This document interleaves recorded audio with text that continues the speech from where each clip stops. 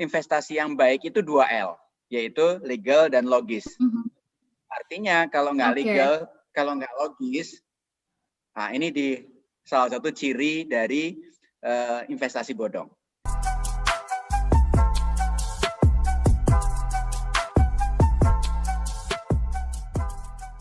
Belakangan ini sedang banyak banget, atau kita bisa sebut sebagai arus deras tawaran investasi, banjir ya di mana-mana. Bahkan banyak yang nunjukin sudah investasi apa, diposting gitu ya, dan ini kan menimbulkan, ya bisa jadi sebenarnya motivasinya adalah mengajak orang untuk bisa ikut ya, tetapi juga banyak yang mencela, mencibir dan sebagainya. Kita lihat dulu kondisi ini kalau menurut Pak Teguh sama Pak Eko ini sebagai sebuah fenomena ya, atau bagaimana? Silahkan Pak Eko mungkin mengawalinya. Ya, Mbak Ola. Jadi beberapa bulan terakhir ini mungkin juga ini akibat dari pandemi ya, orang di rumah terus ngapain ini gitu ya. Jadi mengejutkan bahwa kita sudah bahas 2 minggu berturut-turut nih tentang fenomena bagaimana publik itu juga mulai tadi betul itu istilahnya latah investasi ya. Orang latah itu kan sebetulnya tidak sadar, betul nggak? Ya. Betul. Jadi apa yang dilakukan orang latah itu kan kalau dikagetin dia ngomong menirukan apa yang mengagetkan dia gitu ya. Nah, padahal investasi itu tidak bisa tanpa berpikir. Kalau menurut saya investasi itu sesuatu yang harus dipikirkan baik-baik. Nah, ini yang membuat kondisi di mana orang tanpa mengetahui, tanpa belajar, hanya mengikuti sesuatu yang dicontohkan oleh apalah idolanya atau apapun itu namanya ya. Tapi saya pikir kita perlu bahas di sini ya, terutama kalau yang sudah-sudah masih menurut saya masih cukup mending gitu ya.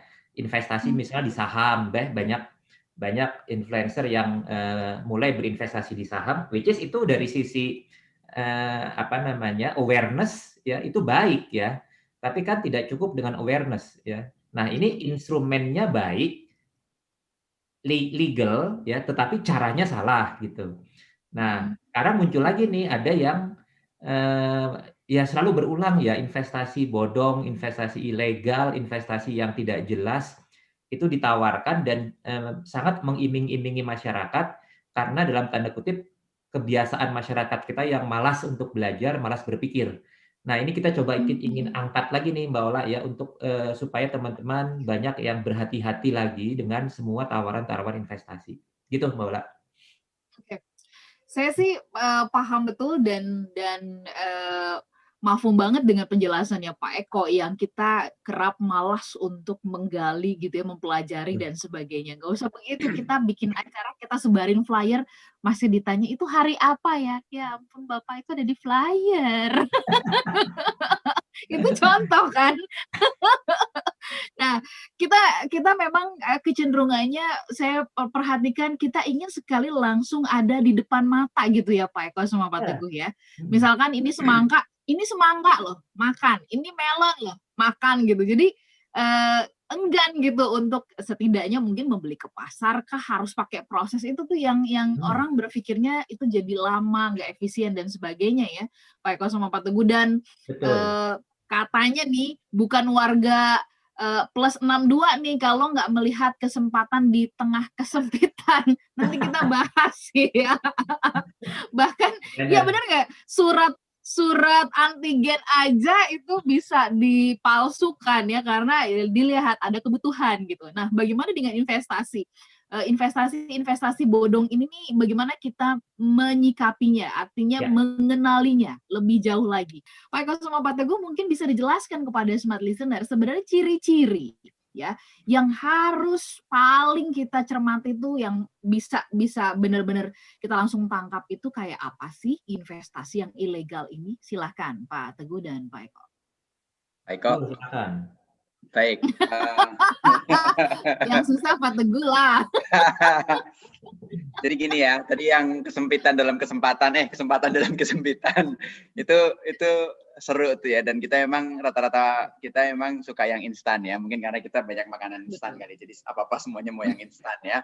Pengen kayak cepet, pengen dapat hasil yang cepet, nggak mau melalui proses, informasi harus benar-benar disuapin, benar-benar udah disuapin juga benar-benar disuapinnya saya masuk banget gitu kayak tadi Mbak Ola kasih tahu ada e-flyernya udah ada hari apa, Mas Irja nanya hari apanya gitu ya.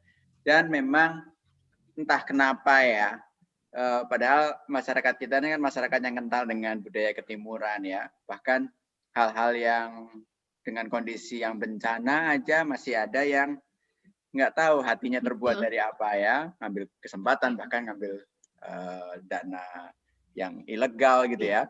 Dan juga termasuk tawaran investasi ini. Marak banget, belakangan juga ada marak.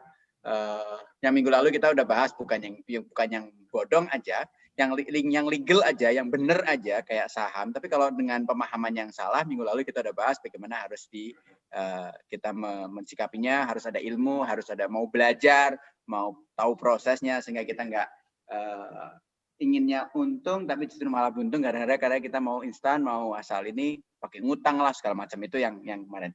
Nah, yang hari ini kita akan bahas lebih ke belakangan juga lagi marak ada investasi-investasi yang seolah-olah tidak terasa itu sebagai investasi karena seolah-olah di awal itu nggak ada keluar duit gitu kan, hanya sekedar melakukan ini bidang advertising ya, periklanan segala macam. Tanpa saya harus menyebutkan namanya, mungkin Smart Listener dan sahabat Sunar juga sudah dengar atau bahkan mendapatkan penawaran itu ya.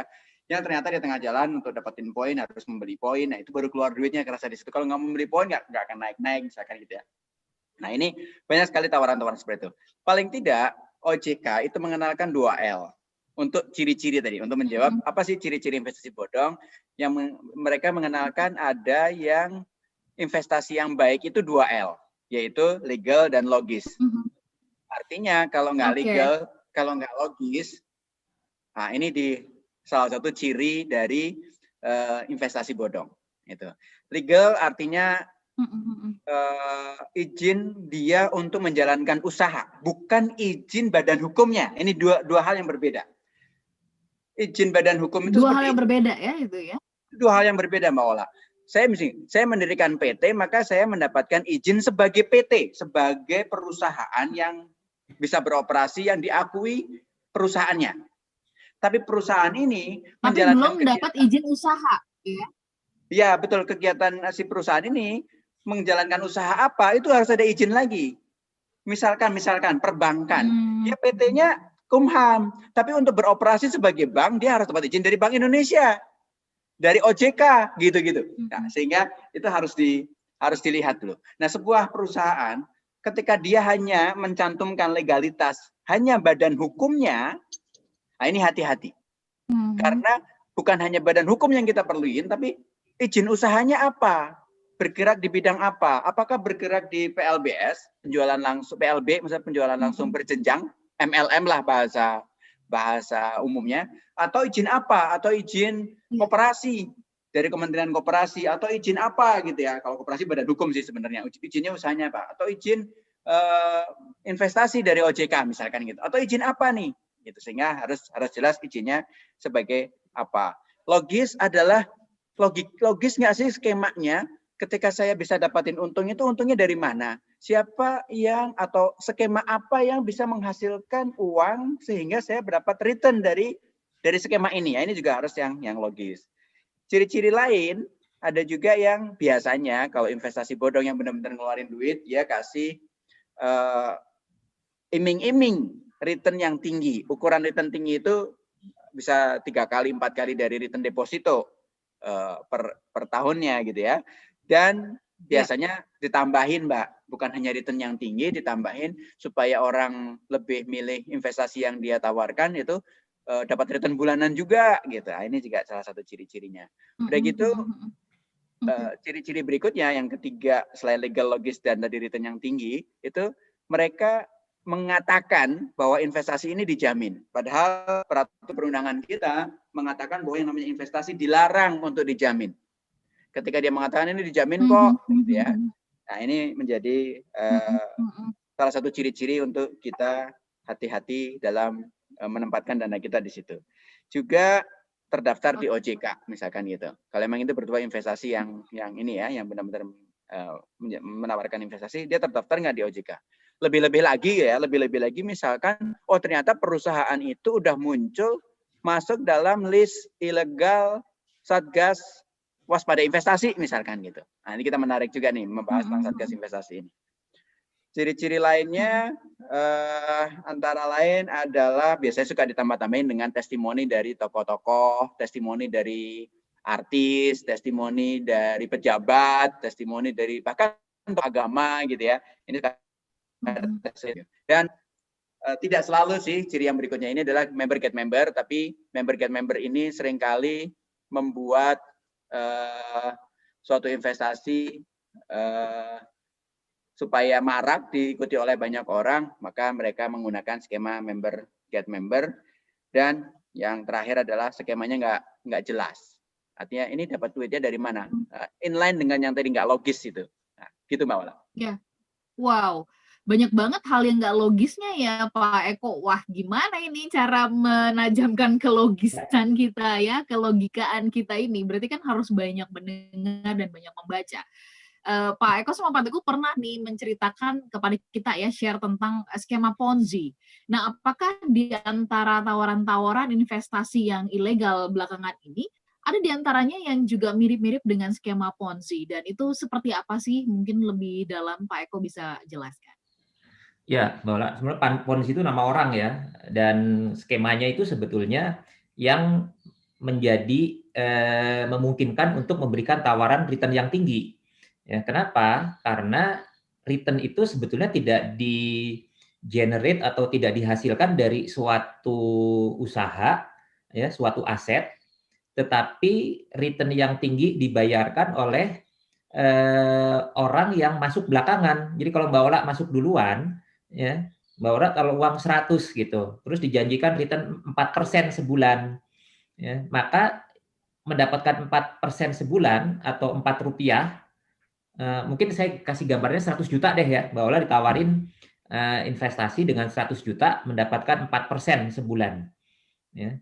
4% sebulan itu berarti kan 4 juta sebulan. Betul. Nah, 4 juta itu bukan dihasilkan oleh suatu usaha, tetapi 4 juta itu diambil dari orang yang masuk setelah Mbak Ola. Ya, jadi orang yang masuk setelah Mbak Ola itu nyetor 100 juta, diambil 4 juta untuk membayar Mbak Ola gitu ya. Dan itu terus ke bawah. Ya, sehingga nanti makin lama makin banyak orang yang di atas ya duitnya habis itu. Karena memang tidak ada usahanya. Itu yang kita sebut sebagai sistem Ponzi, di mana hasil yang diberikan kepada orang yang di atasnya itu didapat dari orang yang masuk belakangan. Ya, ini yang sangat bahaya. Dan kenapa kita bilang di awal tadi return tinggi dan kemudian sifatnya biasanya diiming-imingi dengan dibayar bulanan dan tidak ada risiko. Itu yang kita sebut sebagai return tinggi itu seperti apa? Saya ambil contoh ya Mbak Ola. Deposito itu sekarang yang boleh dijamin itu hanya beberapa. Deposito itu boleh dijamin oleh bank yang bersangkutan karena ada aturannya. Kemudian ada obligasi, ya itu juga dijamin. Tapi semua ada risikonya. Ya. Nah, kalau ini dengan tidak jelasnya perusahaannya, kemudian mereka mengiming-imingi membayarkan katakanlah tadi 3-4% sebulan, sementara deposito saat ini itu cuma sekitar 3% sampai 4%. Setahun. Ya. Jadi boleh kita bilang itu bisa 11 kali lipat, hampir 12 kali lipat. Dari itu kan tawaran yang luar biasa tinggi gitu ya. Jadi nomor satu yang paling gampang kalau tawarannya itu begitu tinggi kemudian tidak dijamin, udah lupakan saja, jangan ditanya-tanya lagi. Yang paling gampang sebetulnya seperti itu. Ya, jadi saya pikir kalau mau nggak usah mikir-mikir, ya kalau sudah diberi tawaran tinggi, kemudian berkali-kali lipat dari deposito, kemudian dijanjikan setiap bulan dibayar, tidak ada risiko, ya udah itu jangan ditanya lagi ini siapa gitu ya.